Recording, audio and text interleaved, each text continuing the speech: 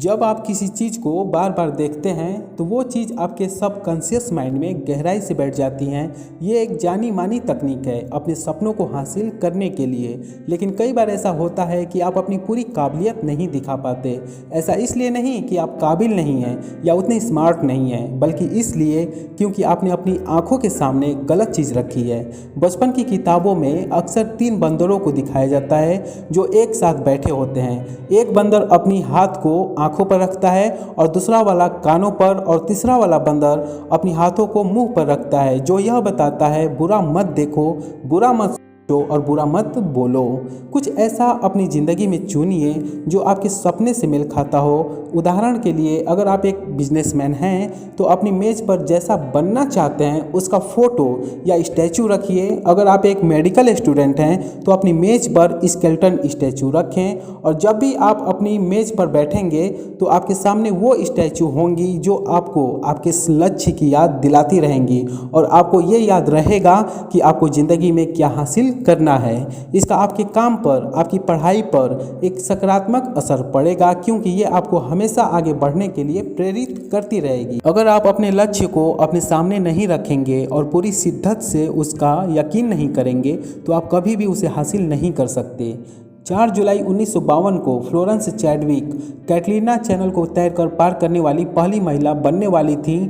वह English channel को पहले ही पार कर चुकी थीं। सारी दुनिया की निगाहें उन पर टिकी थीं। फ्लोरेंस चैडविक ने घने कोहरे, हड्डियों तक कंपाने वाली ठंड और कई बार तो शार्क मछलियों का मुकाबला किया। वह किनारे पर पहुंचने का प्रयास कर रही थी, लेकिन उसने अपने चश्मे से जब भी देखा वहां घना कोहरा दिखाई दिया। किनारा न दिखने के कारण उसने हार मान ली। चैडविक को बहुत सदमा तब लगा जब उसे पता चला कि कैटलीना चैनल के किनारे से सिर्फ आधा मील की दूरी पर थी। चैडविक ने हार इसलिए नहीं मानी थी कि उसके रास्ते में आई बाधाओं ने उसकी हिम्मत तोड़ दी थी, बल्कि इसलिए मानी थी क्योंकि उसे अपना लक्ष्य कहीं नज़र नहीं आ रहा था। चैडविक ने कहा, अगर मैंने किनारा देखा होता तो मैं ज़रूर कामयाब हो जाती। 2 महीने बाद उसने फिर प्रयास किया और कैटलीना चैनल को पार कर लिया। इस बार रास्ते में आई कठिनाइयाँ, खराब मौसम के बावजूद उसने अपने लक्ष्य पर निगाह रखी।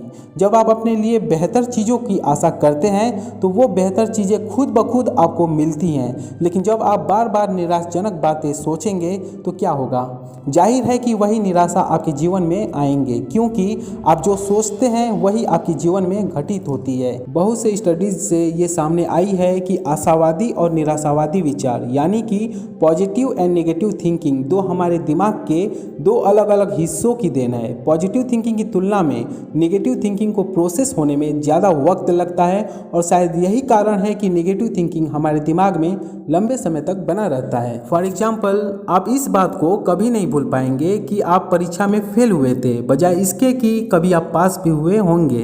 इस तरह नेगेटिव थिंकिंग का हमारे जीवन में बड़ा असर रहता है।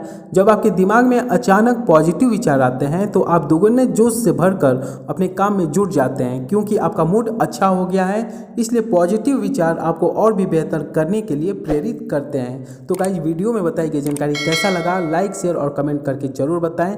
अब मिलते हैं आपसे अगले वीडियो में, तब तक के लिए धन्यवाद।